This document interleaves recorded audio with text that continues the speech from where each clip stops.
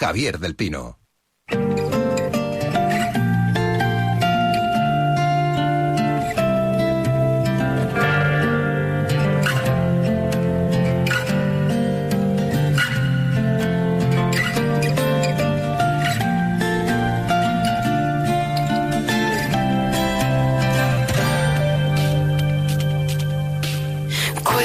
Quips so harsh and cynical, touches stricken, cold and clinical. What a transformation to behold. But I don't like this new, I want the old. It's not the words that make it fun. We've said such things before to rival them, but it's how you say them now that's changed. All the same, like to convince me that I'll be better, so you go on and I'll be happier. I'll be happier. You go on, yeah, you go on. You be gone and I'll be happier. Shoot me with your rubber. Nuestros científicos siguen aquejados por el síndrome de separación. Javier San Pedro está aquí conmigo. ¿Cómo estás, Javier? Buenos días. Muy bien, Black Sunday. Black Sunday. Y últimamente abrir el micrófono a Pere Estupiñán es pues coger, no sé, pues un globo terráqueo, darle vueltas y a ver dónde aparece. ¿Dónde aparece, Espera? Ahora mismo estoy en México, en Ciudad de México, recién llegado, con jet lag, con un poquito de mal de altura. Se me ha ocurrido caminar un poco deprisa y es eso que empiezas a notar casi las palpitaciones. Claro, ten cuidado. Y nada, y dentro de poco, de unas horas de hecho, me voy a Guadalajara para la Feria del Libro. Ah, qué bueno, estás allí en los estudios de nuestros compañeros de la W Radio. Pere Estupiñán es químico, es bioquímico y conduce en la 2, El Cazador de Cerebros, y Javier San Pedro es doctor en genética y biología molecular y colabora con El País. Yo quería arrancar con vosotros hablando de la declaración de emergencia climática que ha aprobado esta semana el Parlamento Europeo. Mañana precisamente comienza en Madrid la cumbre del clima para hacer frente a ese problema. Son 197 países y el principal objetivo es evitar que la temperatura media del planeta aumente en más de 1,5 grados a finales de siglo. ¿Cómo de cerca vais a seguir esta cumbre vosotros? Yo muy cerca, pero estará en Guadalajara seguramente para entonces. La verdad es que los datos están siendo pésimos, ¿no? Las concentraciones de CO2 han alcanzado unos niveles desconocidos durante millones de años.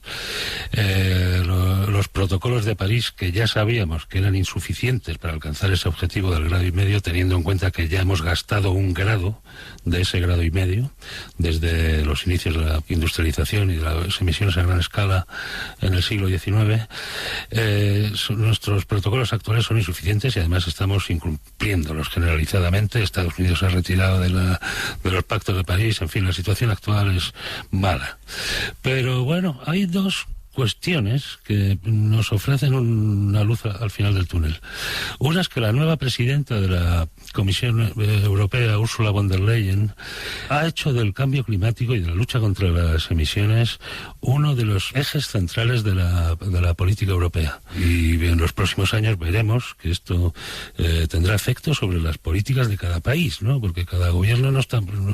La otra es que están creciendo muy fuerte las inversiones en almacenamiento. Y esto es una cuestión muy importante que no siempre tenemos en cuenta en primer plano. Ahora mismo el 7% de la producción energética mundial de electricidad se debe a energías renovables como el sol y el viento. Y esto tiene una gran capacidad de crecimiento todavía, pero tiene un enorme problema tecnológico que tenemos que resolver primero, que es cómo almacenar la electricidad en esas grandes cantidades.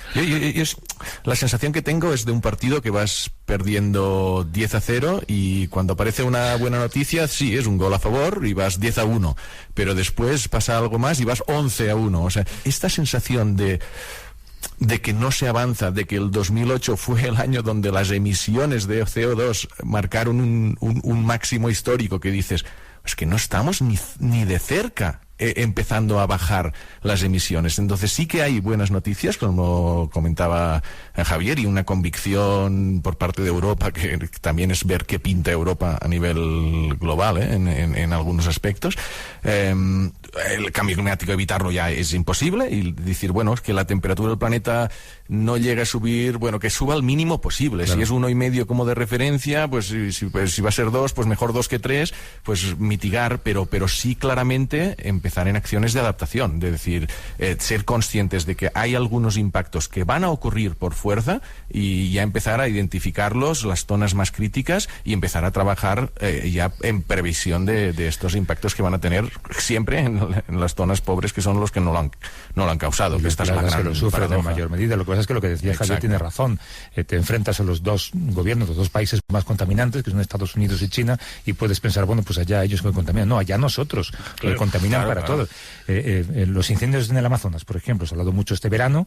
Esta semana se ha conocido que la quema de la sabana y la selva repercute también muy lejos de Brasil. Se deshielan los glaciales andinos. Bueno, es que es lo que comentaba Javier, es que el clima, esto está conectadísimo todo. Y esta semana había en Nature un artículo interesante, también firmados por centenares de científicos que ya no saben cómo decirlo. Hablaban del tipping point, de puntos estos de no retorno, ¿no? Un punto, claro, desde el cual ya no puedes volver, ¿no?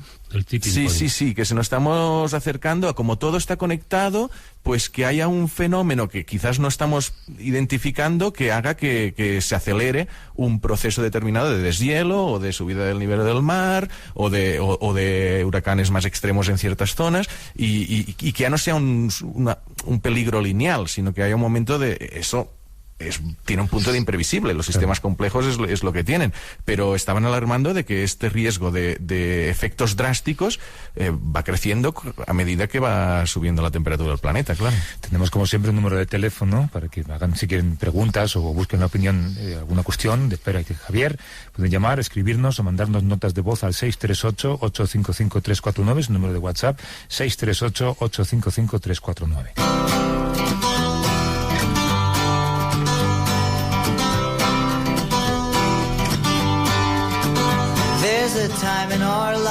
Albania. Continúan las labores de rescate después del terremoto que esta semana ha causado al menos 35 muertos, más de 650 heridos. Hemos hablado muy poco en los informativos de este terremoto, y es el peor seísmo que vivía el país en 4 décadas. Hoy hemos querido conocer más sobre esos fenómenos, aprovechando que está Pera en una de las zonas más proclives a sufrir ese tipo de movimientos. De allí hacia arriba, porque están las famosas fallas, ¿no? Forma parte del famoso cinturón de fuego del Pacífico. Es una zona donde se concentra la mayor actividad volcánica y sísmica del mundo. Sí. Bueno, y tiene también de los mejores investigadores, por tanto, investigándolo. De hecho, estamos con Víctor Manuel Cruz Atienza, que es doctor en sismología por la Universidad de Niza, en Francia, y es el jefe del Departamento de Sismología del Instituto de Geofísica de la UNAM, y en 2007, por algunos trabajos que hizo, que espero que ahora nos cuente, relacionados con los seísmos que hubo tan drásticos en México, la revista Nature dijo que era uno de los 10 investigadores más importantes del 2017. Qué barbaridad, qué prestigio. Buenos días, Víctor Manuel. Buenos días, mucho gusto en acompañarlos. Muchas gracias por estar con nosotros allí en Ciudad de México. ¿Cuál fue concretamente tu aportación a la investigación que te valió ese reconocimiento? Bueno, concretamente lo que ocurrió fue que habíamos publicado un artículo un año antes, meses antes del terremoto. Hubieron 2 sismos significativos muy importantes ese año en México, que tuvo los daños que ya conoce, muy importantes. Resulta que ese artículo que publicamos meses antes, lo que abordaba era un aspecto de la respuesta sísmica de la cuenca sedimentaria sobre la cual se edifica la Ciudad de México, que supone un efecto, la naturaleza del suelo sobre el cual está la ciudad, muy importante en las ondas sísmicas de amplificación del movimiento, que se conocía ampliamente, sobre todo después del terremoto 85, aquella tragedia, pero las razones físicas por las cuales la duración de las sacudidas es tan prolongada en un lugar donde en principio la energía sísmica no debería disiparse rápidamente. Entonces, esos resultados, digamos, permitieron enmarcar e ilustrar bastante bien lo que ocurrió meses después en la Ciudad de México, y bueno, eso fue significativo, lo valoró mucho la comunidad y la prensa en general, porque permitió, como dije yo, ilustrar lo que entonces ocurrió aquí, más todos los trabajos que hicimos sucesiva después del evento, ¿no? Mucho trabajo y el marco también de otro gran proyecto del que podría hablar si quieren más adelante. Ya, pues es un reconocimiento buenísimo por la revista Nature, porque tu modelo era prácticamente exacto. Estoy pensando, hay una especie de dicotomía, ¿no? Es como si tú, por ejemplo, investigaras epidemias o fueras un cazador de tornado. A ti te viene bien que haya terremotos, ¿no? Es un fenómeno fascinante, es un fenómeno impresionante. Yo he vivido varios muy grandes, como el de 85 que mencionaba ahora, este último que fue muy intenso en la ciudad el 19 de septiembre, el 17, yo no estaba en la ciudad y lo lamento en el sentido de que para mí en lo personal es algo muy que incide directamente en los sentidos, pues es muy instintivo, es muy animal. Lo que yo experimento cuando el suelo se mueve así es extraordinario y me dedico a ello, procuro entender mejor a qué responde tal o cual cosa. Entonces, claro, digo que lamento no haberlo vivido porque yo aprendo de la experiencia física y brutal que supone una sacudida, siempre y cuando, claro, hubiera estado en un lugar donde no ocurriera riesgo, que en este caso hubiera sido la universidad, ¿no? Que ahí no hay problema. Pero una cosa es un poco esa sensación científica, académica casi, de estoy viviendo algo que yo voy a analizar después, pero supongo que se pasa mucho miedo desde el principio, ¿no? Pues sí, miedo habrá siempre, porque la amenaza es para cualquier ser vivo, pues independientemente de lo que uno estudie, pero yo cada vez que despego de la Ciudad de México en un avión me fascina ver no solo la dimensión de la metrópoli, sino el suelo, imaginarme cómo se mueve, pues, y cómo se propagan dentro de esa cuenca las ondas, sí. ¿Tú percibes, me imagino que hay pequeños terremotos que algunos de nosotros no notaríamos porque son sismos pequeños, ¿tú los notas? ¿Tú estás como alerta o las señales de uno que es muy lejano y sientes tú mismo, ¿no? Así es, en el departamento de sismología, donde hemos vivido muchas sacudidas, ya tenemos sí cierta intuición, experiencia que nos permite rápidamente tener una idea vaga aún, en los primeros segundos o minutos después de la sacudida, de dónde pudo venir el sismo, ¿no? Es decir, en función de la naturaleza de la sacudida. El del 17 fue muy particular, me refiero al del 19 de septiembre, claramente no era un sismo que venía de la costa, ¿no? Era mucho más cerca por la violencia y la naturaleza de la sacudida, pues sí, muy vertical, en fin. Tengo mucho interés en saber a qué se debe este cinturón de fuego del Pacífico, ¿no? Porque afecta, según creo, a toda la costa pacífica de todo el continente americano, ¿no? De Canadá a Argentina, ¿no? Sí. Pero también, digamos que da la vuelta en el Polo Norte y afecta también al este del continente asiático, como la actividad sísmica que todos conocemos en Japón y otras islas volcánicas de este tipo, ¿no? Seguramente hay un fenómeno geológico ahí de subducción de placas relacionado con alguna cordillera central en el Pacífico. ¿Nos lo puedes explicar un poquito? Pues sí, esencialmente es lo que ha mencionado, justamente lo que está detrás es la tectónica de placas, ese movimiento perpetuo entre las piezas del rompecabezas que componen la litosfera terrestre, que precisamente en la periferia del Océano Pacífico, desde Asia hasta América, las placas oceánicas, que son diversas a lo largo de todo ese contorno, se van por abajo de las placas continentales sobre las cuales están los arcos insulares o bien los continentes, en este caso como México, ¿no?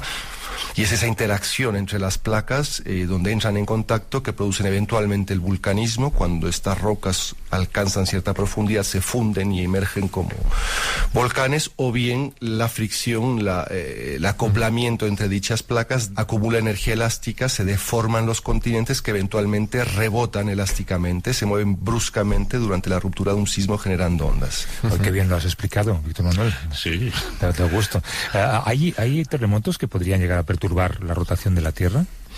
En 2004 hubo un magnitud 9.16, según las estimaciones más precisas, muy grande en el Océano Indio, en Asia, Índico, pues ¿no? en Indonesia. El Océano Índico, perdón, que afectó pues todos los países alrededor del océano, hasta Madagascar, Sri Lanka, ustedes saben, ¿no? La catástrofe en diciembre de ese año. Bueno, esa ruptura de esa magnitud sí llegó a perturbar, insignificantemente en términos de lo que puede suponer en cambios meteorológicos o incluso del día y la noche, pero el eje de rotación de la Tierra se pudo medir una pequeña perturbación, ¿no? Debido a ese violento movimiento en la litosfera, sí. ¿Y eso qué consecuencias podría tener si fuera todavía mayor? Pues bueno, un sismo mucho mayor es difícil de concebir, aun cuando sí lo ha habido. En 1960 en Valdivia, Chile, ha habido el terremoto más grande de la historia del que tengamos conocimiento en el mundo, magnitud 9.5. En fin, pero mucho más supondría la ruptura de un continente entero, y para que las condiciones geofísicas sean las necesarias para que esto ocurra, pues es casi inconcebible.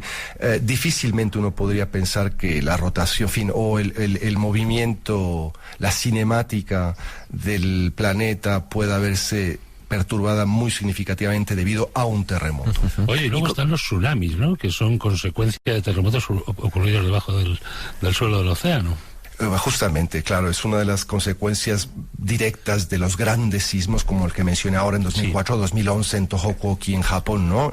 Entonces, sí, el tsunami es una de las causas principales de un tsunami, es la ruptura de un gran terremoto, porque estos, al ser tan grandes, desplazan el fondo oceánico súbitamente de tal forma que lo deforman, lo suben o lo bajan, y con esto la columna de agua que está por encima. Ajá. ¿Y cómo están las investigaciones para identificar quizás un terremoto un poquito antes? Me imagino que puedes saber que hay zonas a más predisposición y dices en los próximos años aquí habrá un terremoto, pero saber cuándo va a ocurrir, esto es imposible.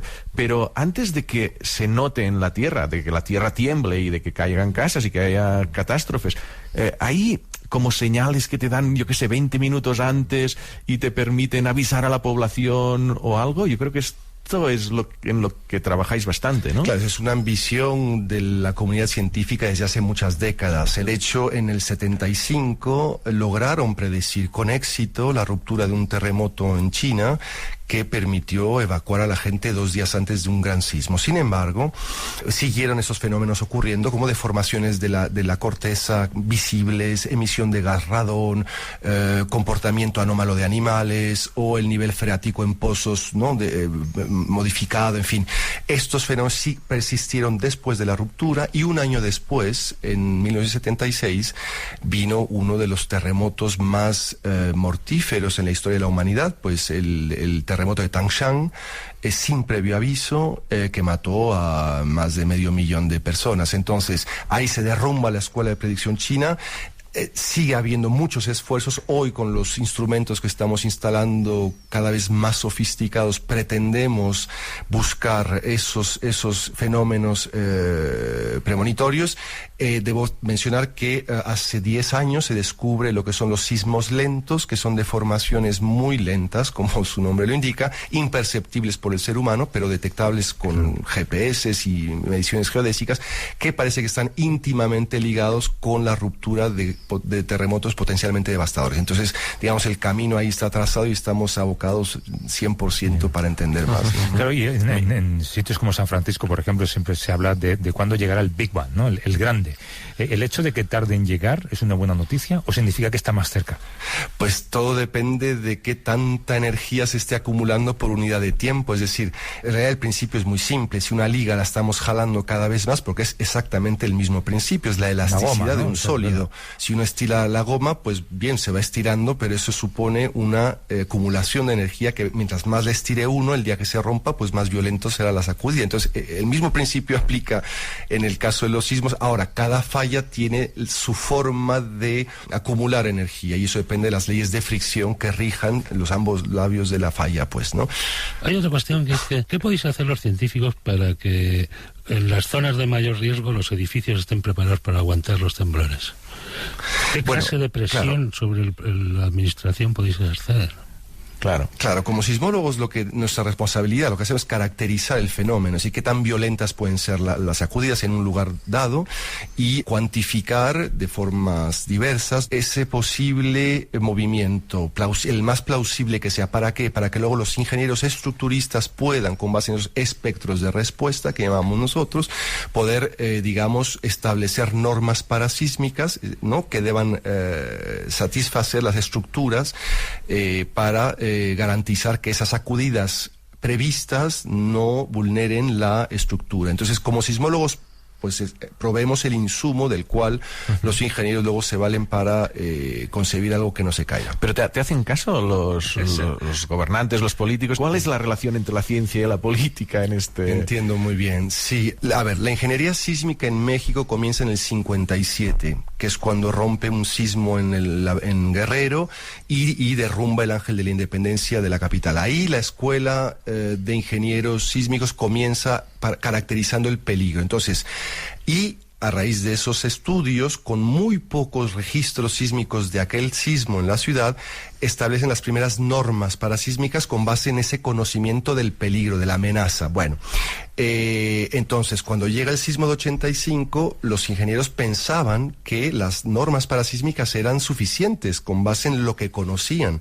Lo que se reveló esa mañana del 19 de septiembre de 1985 es que no era así. Es decir, que en realidad desconocíamos la dimensión de la amenaza. Es decir, las sacudidas debidas al sismo de Michoacán del 85 fueron muchísimo mayores que todas las anteriores conocidas. Entonces, en la medida de que, bueno, a ver, con lo que quiero decir es que a raíz de esa catástrofe hubo muchísimos esfuerzos nacionales e internacionales por instrumentar la cuenca para entonces registrar muchos terremotos y rápidamente poder adaptar, pero digo, al año siguiente se adaptó inmediatamente el Código de Construcción y hasta la fecha se sigue revisando con base en todo el conocimiento que se desprende del estudio cuantitativo de los registros sísmicos, de tal forma que hoy en la Ciudad de México contamos con uno de los códigos de construcción más robustos del mundo. Ahora bien, si nos escuchan, pues yo he hablado con muchos políticos también y claro, están muy sensibilizados porque los golpes han sido muy fuertes, aunque esta sensibilización se desvanece con el tiempo, es una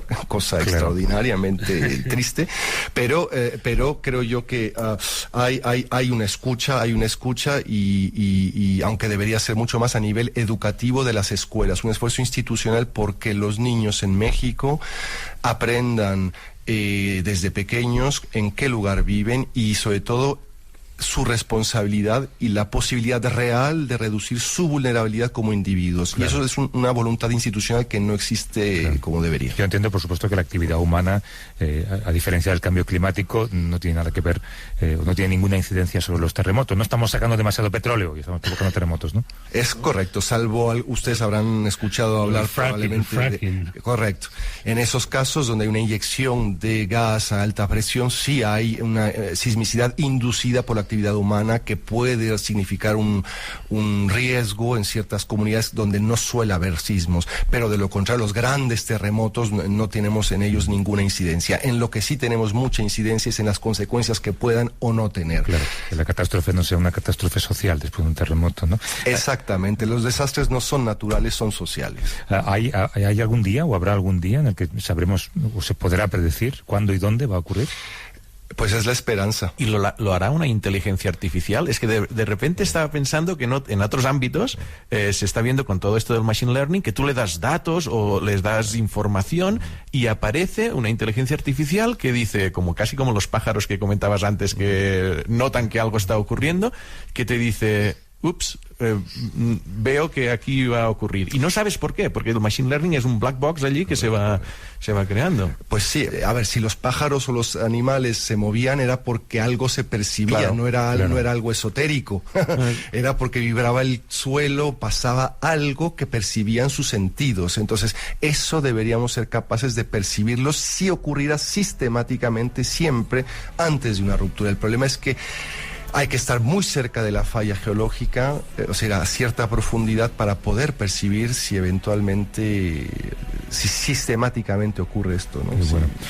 Víctor Manuel Cruz Atienza, que es doctor en sismología por la Universidad de Niza, en Francia, es jefe del Departamento de Sismología del Instituto de Geofísica de la UNAM, la Universidad Nacional Autónoma de México. Nos ha hablado desde la W Radio, en Ciudad de México, donde está junto a Pera Estupiñán. Víctor Manuel y Pera, mil gracias.